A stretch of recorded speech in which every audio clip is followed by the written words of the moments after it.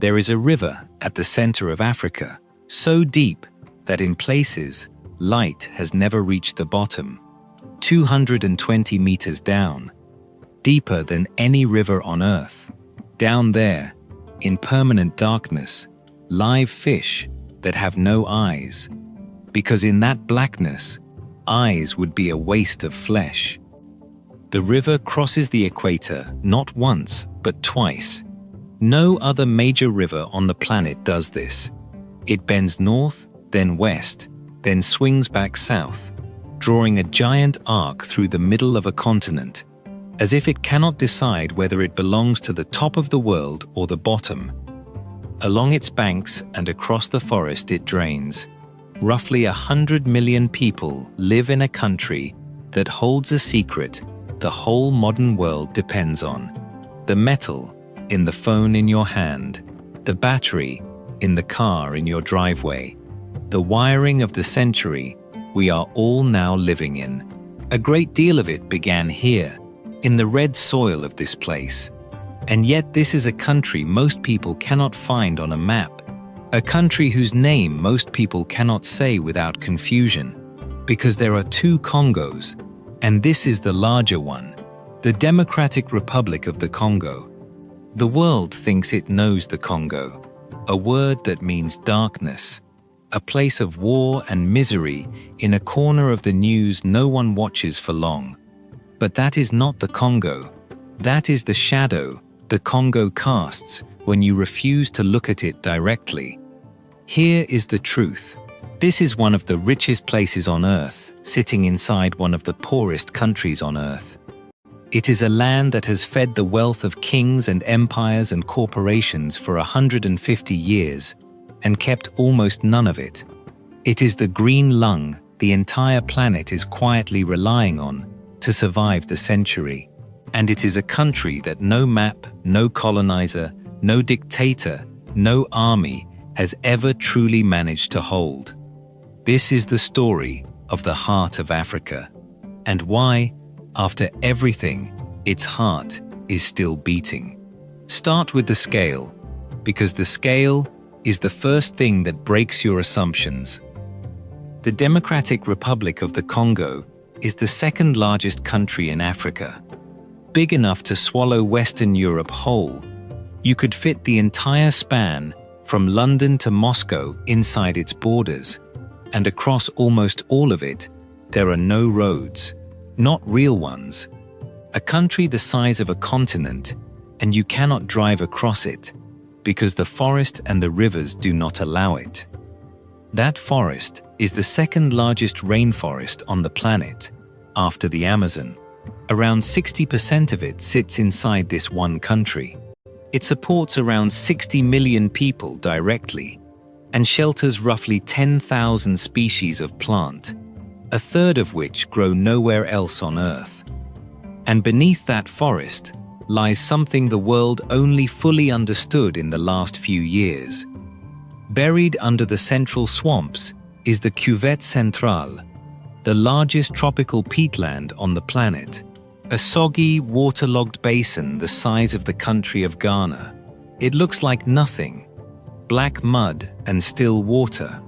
But that mud holds around 30 billion tons of carbon, locked away, kept out of the sky. Roughly 3 years of the entire world's fossil fuel emissions sleeping in the ground.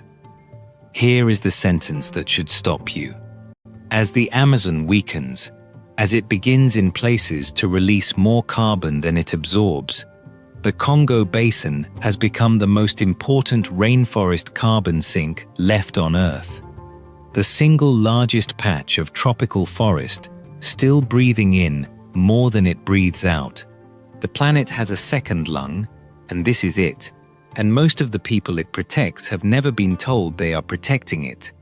Now hold that against one more number. In this country, which shelters the world's climate, only about 1 person in 5 has access to electricity. As many as 77 million Congolese live without reliable power, sitting on top of the greatest untapped hydroelectric river on the continent. This is the contradiction at the heart of everything. Fabulous wealth, crushing poverty, right next to each other, in the same soil, for over a century. To understand how that happened, you have to travel the river itself. And to travel the river, you have to start where it is still young. Come to the northeast, to the town of Kisangani, once called Stanleyville, the furthest point up the Congo that a boat can still reach. Above this town, the river is not yet the Congo. Here it is called the Lualaba, and it comes crashing down through a staircase of 7 waterfalls known as the Boyoma Falls, stretching over 100 kilometers of rapids. They do not look like much on a photograph. Each cataract is only a few meters high, but together they move more water than any other waterfall on Earth. By volume of flow, the Boyoma Falls are nearly 10 times larger than Niagara. It is at the bottom of these rapids that the Lualaba, at last, becomes the Congo. In the 19th century, a Welsh-American explorer named Henry Morton Stanley fought his way to these falls, on a journey down the river that would open the Congo to the outside world and, tragically, to Leopold. For decades, the colonizers called them Stanley Falls. The Congolese have since taken the name back. They are Boyoma again now. But the people who matter here are not the explorers. They are the fishermen. At the foot of the last cataract live the Wagenia, and for centuries they have fished these rapids in a way found nowhere else on the planet. Watch them work. They build enormous wooden tripods, tree trunk scaffolds, and wedge them into holes that the water itself has carved into the rock over thousands of years. From these tripods, they lower gigantic woven baskets down into the white water. The current does the rest. Fish swept down the rapids are funneled into the baskets and cannot turn back. Twice a day, the men haul the baskets up to check them, and if there is a catch, someone dives into the roaring river to fetch it. It is a system of astonishing knowledge, passed down father to son, a reading of the river so precise that the whole apparatus depends on holes drilled by the water into the stone. The Wagenia do not fight the rapids. They listen to them. They have built their entire way of life inside the mouth of one of the most powerful stretches of water on Earth. And they have done it for 200 years. And they are still there today, hauling their baskets, in a country the news only ever shows on fire. Hold on to those wooden tripods over the white water. We will come back to the river and to the people who have learned to live with a force they can never control. Now let the river carry you downstream, because there is no other way to go. Below Kisangani, the Congo becomes navigable, and for 1,000 miles it is the only road there is. In a country with almost no highways, the river is the highway, and the boats that travel it are not really boats, they are floating towns. A single river barge, lashed together from a dozen rusting hulls, can carry hundreds, sometimes thousands of people downstream toward Kinshasa. The journey can take weeks. On board, an entire economy springs up. Traders sell smoked fish and live goats and monkeys and bushmeat. Babies are born on the water. People fall in love on the water. Someone is always cooking, someone is always praying, someone is always playing music. The barge drifts through the heart of the rainforest, past villages that have no other contact with the wider country, where pirogues, dugout canoes, paddle out to meet it and trade before it moves on. This is the true circulatory system of the Congo.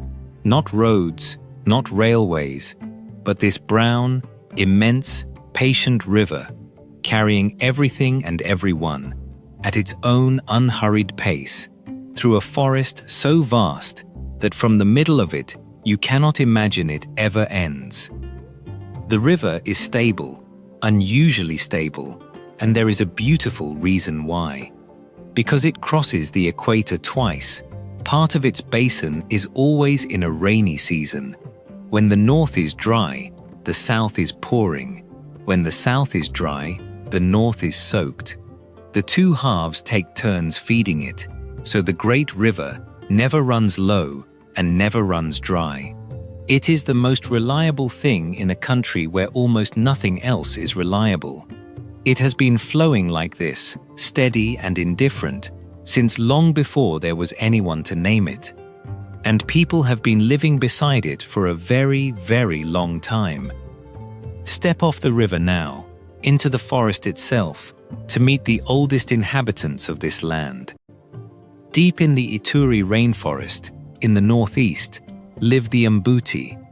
They are hunter-gatherers, among the smallest statured people on Earth, and among the oldest human cultures on the entire continent. They have lived in this forest for tens of thousands of years, long before the kingdoms, long before any empire, long before any European had drawn a single line on any map of Africa.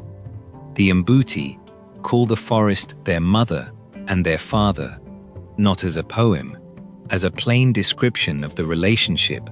The forest gives them food, shelter, medicine, everything, so they treat it as a parent that must not be angered or overhunted. They live in small bands, 15 to 60 people, and every few weeks they move on, letting the hunted ground recover behind them. They take only what the forest can spare. They have practiced sustainability for millennia, not as a philosophy, but as survival. There may be only 30 to 40,000 of them left, and they are among the most marginalized people in the country, pushed off their land, caught in the crossfire of wars they had no part in starting. And yet the knowledge they carry, of which plant heals and which kills, of how to take from a place without destroying it, is knowledge the whole world now claims to be searching for. They were here before everyone, and that is the layer beneath all the others in the Congo. Before the minerals, before the wars, before the kings, there was a forest, and there were people who understood it.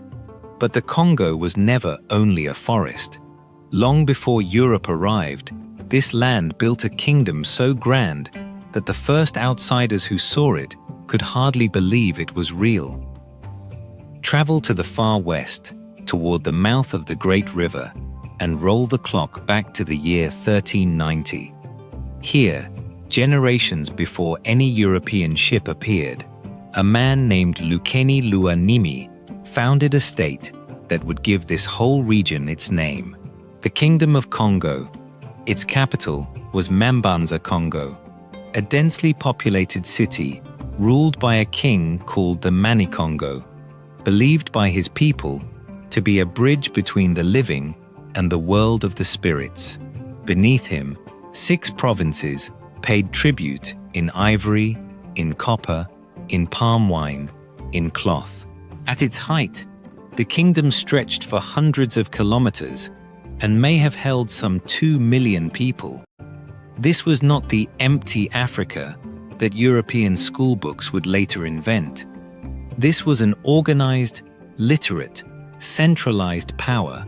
When Portuguese sailors first reached the mouth of the river in the 1480s, they were stunned by what they found. One visiting ambassador from Milan compared the Congo capital to Évora, one of the royal cities of Portugal itself.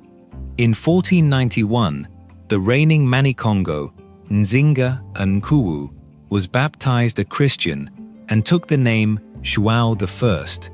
His son, Afonso I, would rule for decades, send his own children to be educated in Europe, and see one of them, Henrique, ordained as the first black bishop in the history of the Catholic Church. For a moment, this looked like it might become something the world had never seen. 2 kingdoms, one African and one European, meeting as something close to equals. And then Portugal wanted something the forest could not simply give. It wanted people. The transatlantic slave trade was beginning, and Congo sat at its Atlantic doorway. By the early 1500s, thousands of enslaved men, women, and children were being shipped from this coast every year, many to the sugar plantations of an island called São Tomé, and then across the ocean. King Afonso, a devout Christian, watched his own subjects being seized and sold, and in 1526, he did something extraordinary. He wrote letters, in his own hand, to the King of Portugal, begging him to stop the trade that was hollowing out his kingdom. The King of Portugal wrote back and did nothing. That is the oldest wound in this whole story, older than Leopold, older than the wars. 400 years before a Belgian king turned the interior into a rubber plantation, this coast had already learned the lesson the Congo would be taught again and again. The outside world wanted what this land held, and it would take it, letter or no letter, king or no king. The river still carries the name of that lost kingdom, Congo. Everything that came after is, in one way or another, the same story told in crueler and crueler forms. And the cruelest form of all arrived in the shape of a man who never came at all. The year is 1885. In a conference room in Berlin, the powers of Europe are cutting Africa into pieces with rulers and pencils. And one man walks away with the biggest single prize of all. He is Leopold II, King of the Belgians. And he does not claim the Congo for Belgium. He claims it for himself, personally, a private colony, roughly 76 times the size of his own kingdom, owned by one man the way another man might own a farm. He would never once, in his entire life, set foot in the place. He calls it the Congo Free State. He speaks of civilization, of philanthropy, of lifting Africa into the light. And then he turns it into a machine for extracting wealth, first ivory, then something the modern world had suddenly begun to crave. Rubber. The bicycle tire had just been invented. The automobile was coming. The world wanted rubber, and the Congo's forests were full of wild rubber vines, and Leopold's private army, the Force Publique, was sent to make the people harvest it. What followed was one of the darkest chapters of the colonial age.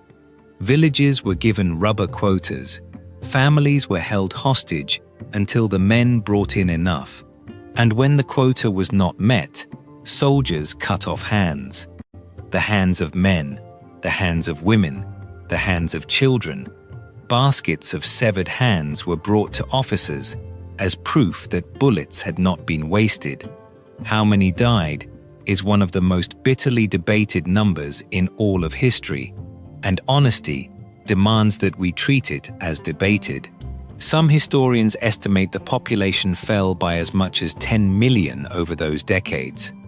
Others put the figure lower, arguing that disease, especially sleeping sickness and smallpox, killed on a massive scale, independent of Leopold, and that no reliable census ever existed to measure any of it. The estimates range from around 1 million to 15 million, and serious scholars still argue over the methods behind every one of them. What is not debated is this: it was a system of forced labor, mutilation, and terror run for private profit, and it was so grotesque that the word for it had to be invented. In 1890, an African American named George Washington Williams wrote an open letter to Leopold describing what he had seen, and reached for a phrase no one had used before: crimes against humanity. Eventually, the outrage grew too loud to ignore. In 1908, the Belgian state took the colony away from its own king, embarrassed by what he had done in their name. The mutilations became less frequent, but the machine did not stop. It simply changed owners. For 50 more years, the Congo would be run from Brussels, its copper and its rubber and its labor flowing out, its people kept out of their own future. And then, for one brief and shining moment, the Congo tried to take that future back. The date is the 30th of June, 1960, Independence Day. In Leopoldville, the capital, the King of the Belgians rises to give a speech, and it is astonishing. He praises the genius of Leopold II. He tells the Congolese they should be grateful for the civilization Belgium brought them. And then, a thin, intense 35-year-old man, a former postal clerk and beer salesman turned revolutionary, stands up to answer him. His name is Patrice Lumumba. He is the country's first democratically elected prime minister, and he does not thank anyone. He speaks instead of the 80 years of humiliation, the forced labor, the mockery, the land taken. He tells his people, to their faces and to the world, that they will write their own history now, and it will not be the history taught in Brussels. It is one of the great speeches of the 20th century, and it seals his fate. Because Lumumba believed something dangerous. He believed the wealth of the Congo should stay in the Congo. And in 1960, at the height of the Cold War, a Congolese leader who talked like that, who reached toward the Soviet Union when the West refused to help him, became a problem that powerful people decided to solve. Within weeks, the country was coming apart. The army mutinied. The mineral-rich province of Katanga, backed by Belgian interests, tried to break away. And behind the scenes in Washington and Brussels, plans were being drawn up to remove Lumumba entirely. Declassified records later showed the CIA prepared poison to kill him. That particular plot failed. It did not matter. He was toppled in a coup. He was captured. And on the 17th of January, 1961, after being beaten and tortured, Patrice Lumumba was driven into the bush of Katanga, stood beside a hastily dug grave, and shot. His body was later dug up and dissolved in acid, so that no grave could ever become a shrine. He had governed for 10 weeks. His murder was, in the words of one United Nations official who was there, a brutal and squalid atrocity engineered by Belgium and condoned by the United States. He had written to his wife from prison in a letter that survived him. History, he told her, would one day have its say, not the history taught in Brussels or Washington, but the history Africa would write for itself. Then they killed him, and they handed the country to the man who would break it. His name was Mobutu, Joseph Mobutu, the army colonel who had helped remove Lumumba, and for 32 years he owned the Congo the way Leopold once had. He renamed the country Zaire. He renamed the river Zaire. He renamed himself into a long African title that translated, roughly, as the all-powerful warrior who goes from conquest to conquest, leaving fire in his wake. He wore a leopard skin hat. He built himself a palace in the jungle with a runway long enough for a Concorde, and he stole. On a scale that gave the world a new word for it, kleptocracy, the rule of thieves. While the West propped him up as a reliable anti-communist ally, Mobutu drained the country's copper wealth into his own foreign bank accounts and let the roads rot and let the schools close and let one of the most resource-rich nations on Earth slide into ruin.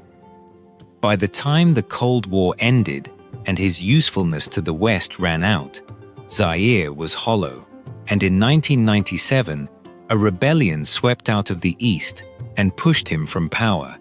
He fled and died in exile months later. But what came after Mobutu was not peace. What came after Mobutu was the deadliest war the world had seen since 1945.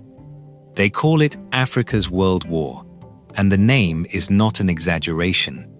Between 1996 and 2003, the conflict in the Congo pulled in the armies of as many as 9 African nations and around 25 armed groups. It began in the aftermath of the 1994 Rwandan genocide, when the perpetrators of that genocide fled across the border into the eastern Congo. And it never really stopped. It simply mutated, again and again, into new wars with new names.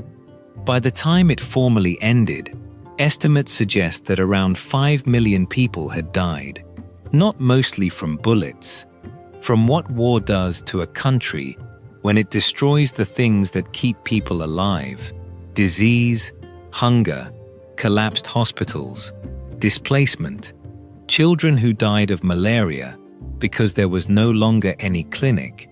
In a war they were too young to understand. 5 million people. The second deadliest conflict since the Second World War. And it happened almost entirely off the world's front pages, in a country the news had already decided was too complicated and too far away to care about.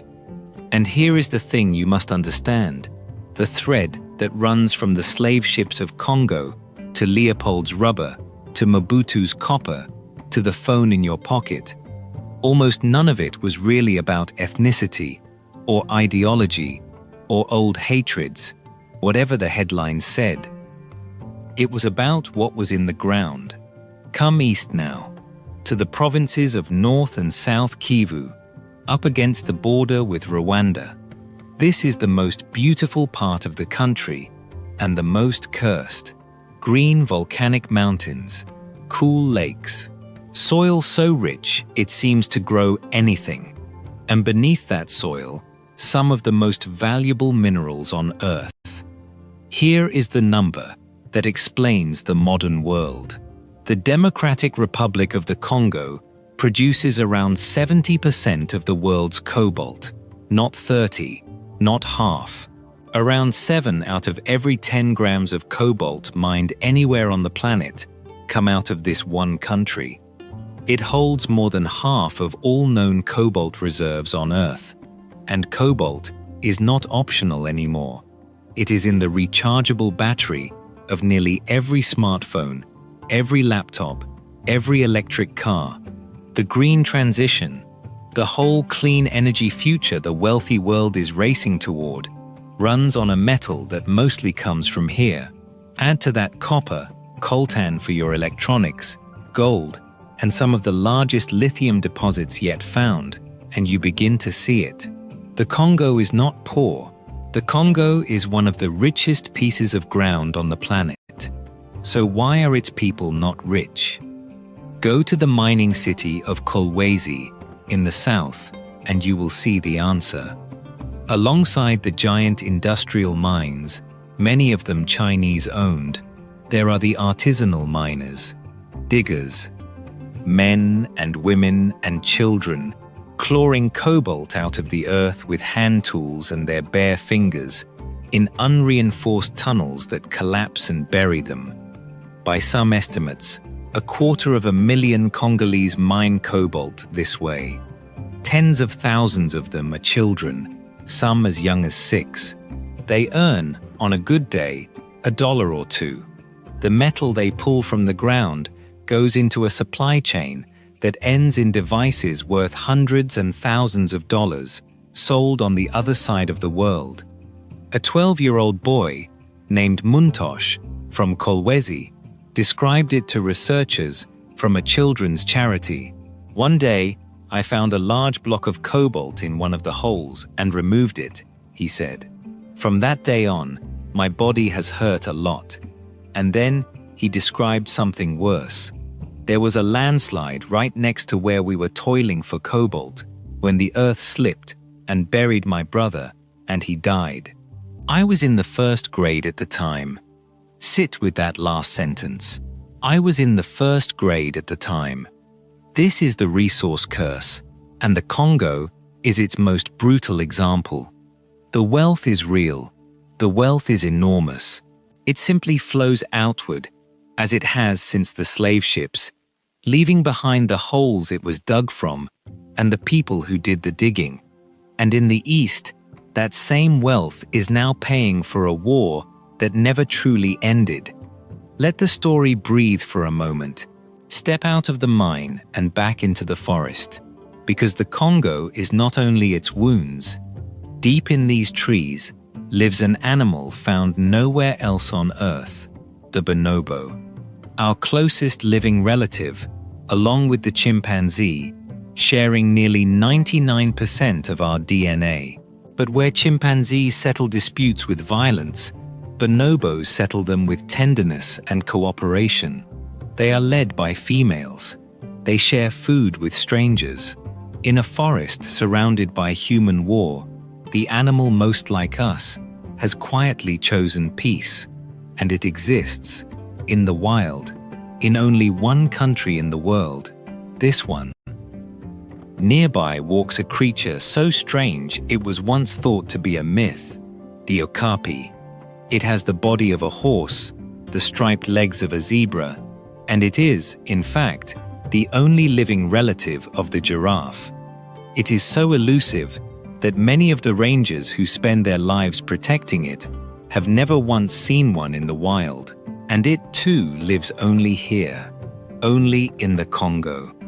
Through the deeper forest move the forest elephants, smaller and darker than their cousins on the savanna, with straighter tusks, gardeners of the rainforest who spread the seeds of the great trees through everything they eat. And above them all, in the volcanic highlands of Virunga National Park, live some of the last mountain gorillas on Earth. A century ago, this was the first national park in all of Africa.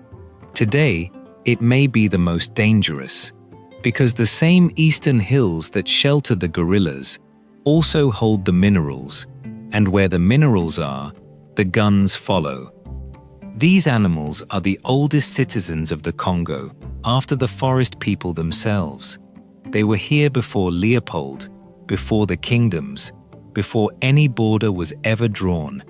And whether they will still be here in 50 years depends entirely on people who are paid almost nothing to stand between them and the war. Their name is rangers, and to protect Virunga's gorillas is one of the deadliest jobs on the planet.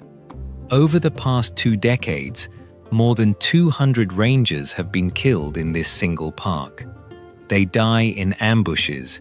They die defending villages because the park's rangers are often the only security a civilian will ever see. They die protecting animals that most of the world will never lay eyes on. In May of 2018, a 25-year-old ranger named Rachel Masika Baraka was killed while trying to defend 2 British tourists from armed kidnappers. She was one of the few female rangers in the park. She died shielding strangers. The park's director is a man named Emmanuel de Merode, a conservationist who was himself shot in an ambush in 2014 and survived. He has spent his life running what is essentially a nature reserve inside a combat zone. And when he describes why the war never ends, he does not talk about tribe or history. He talks about money. The illegal extraction of the park's natural resources, he has said, is worth well over $100 million, and it is one of the major sources of income for the armed groups in the region. There is a tradition in Virunga that tells you everything about the place.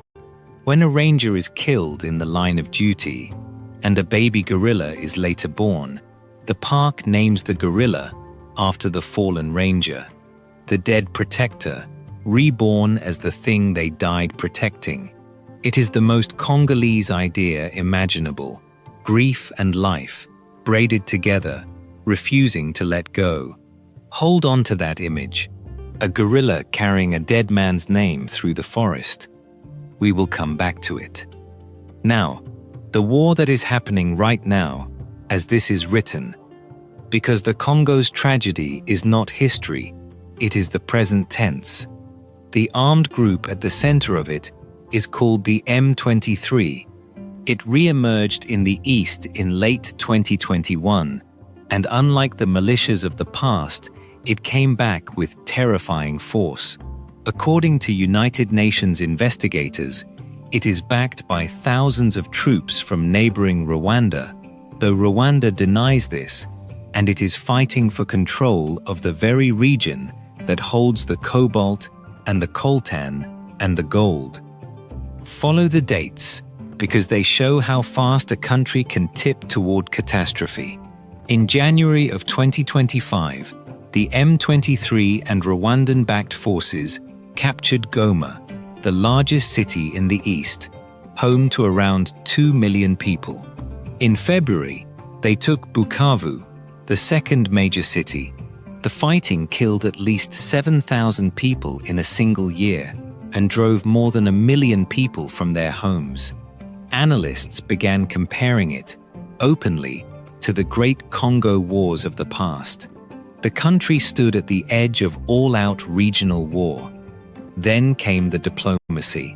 On the 27th of June 2025, the foreign ministers of the Congo and Rwanda signed a peace agreement in Washington, brokered by the United States. On the 4th of December, the two presidents signed it again in a formal ceremony.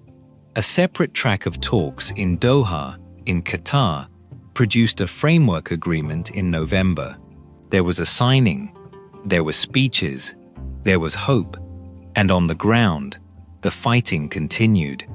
In early December of 2025, just days after that presidential signing, the M23 pushed south into the town of Uvira. Around 200,000 more people fled in a matter of days. Marafiki Masimango, a representative of civil society in Uvira, told reporters simply that residents were panicked. The American envoy who had brokered the deal, Masad Boulos, admitted the obvious. This was a process, he said, not a light switch you could turn on and off. And an East Africa analyst named Nicodemus Minde, watching the talks stall yet again, described a feeling of déjà vu because they had been in exactly this place the year before and the year before that. By early 2026, the M23 controlled large parts of the east, including much of Virunga National Park itself. Rebels drove down roads through the guerrillas' forest. The peace process crawled forward, real but fragile, promising much and delivering little on the ground. And yet, even under occupation, the Congolese did not simply submit. In the town of Lubero, a group of young churchgoers was gathered for a confirmation mass when M23 fighters tried to pressure the congregation into declaring loyalty. "Do you love us?" the rebel commander demanded, standing before them. "No!" they shouted back, in unison, to his face.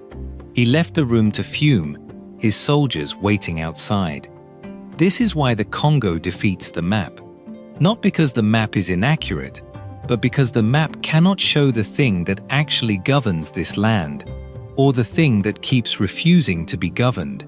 What rules the Eastern Congo is the simple, terrible fact of what lies beneath it. And what survives, in the middle of that, is a stubbornness that no army has ever managed to break.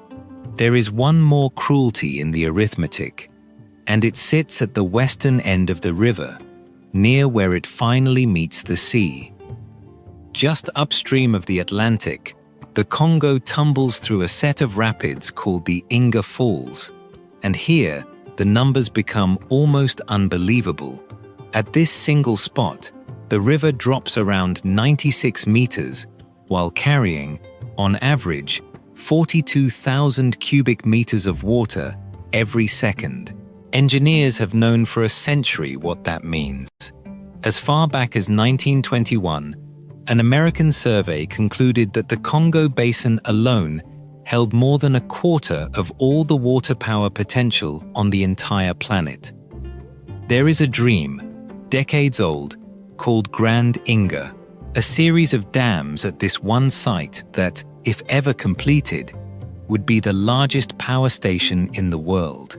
40 gigawatts, some say more. enough electricity to light up much of sub-Saharan Africa, enough to change the destiny of a continent. It has never been built. 2 smaller dams stand there, aging and half-broken.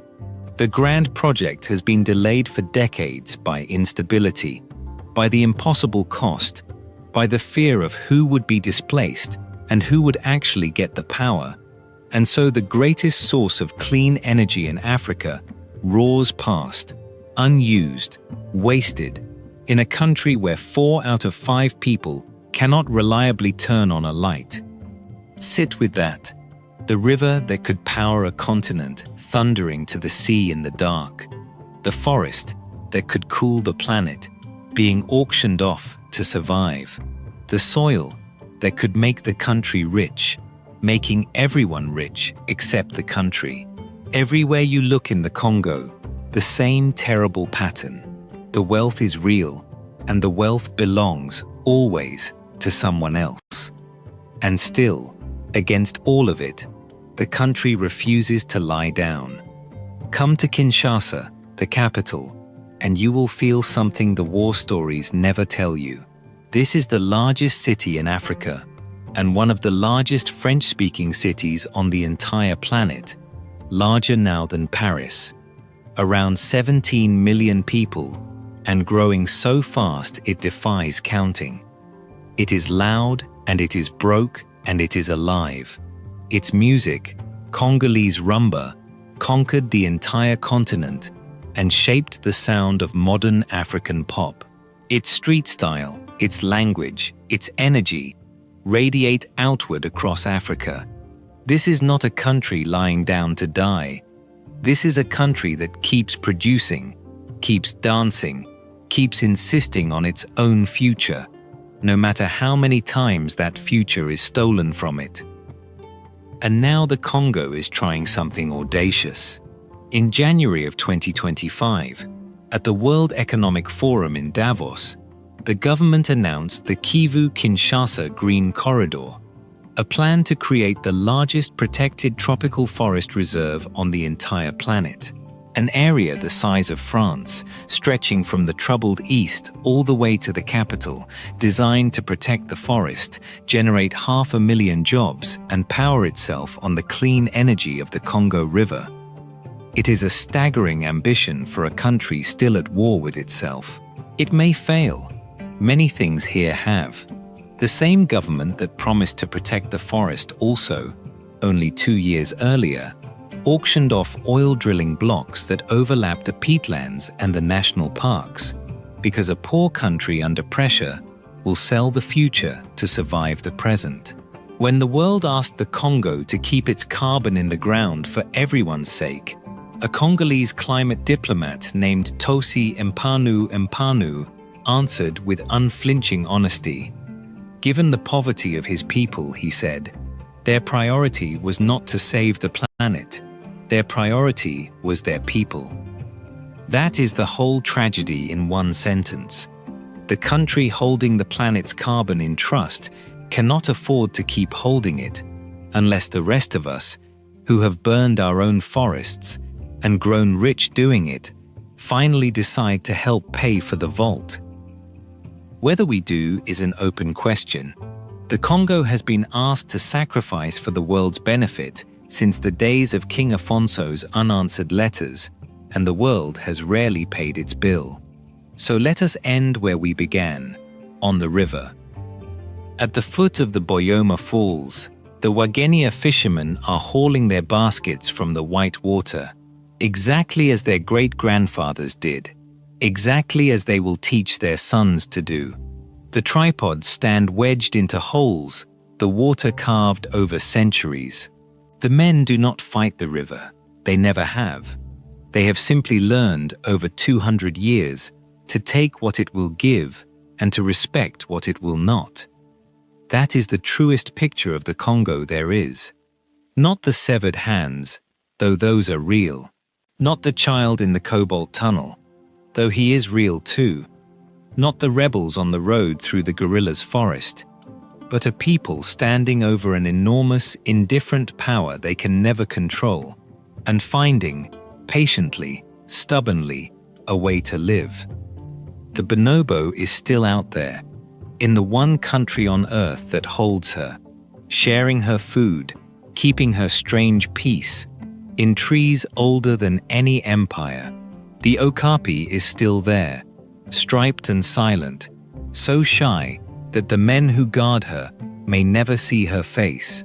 The mbuti still move through the Ituri, calling the forest their mother. And in the volcanic hills of Virunga, in a war that will not end, a mountain gorilla moves through the mist, carrying the name of a ranger who died so that she could live.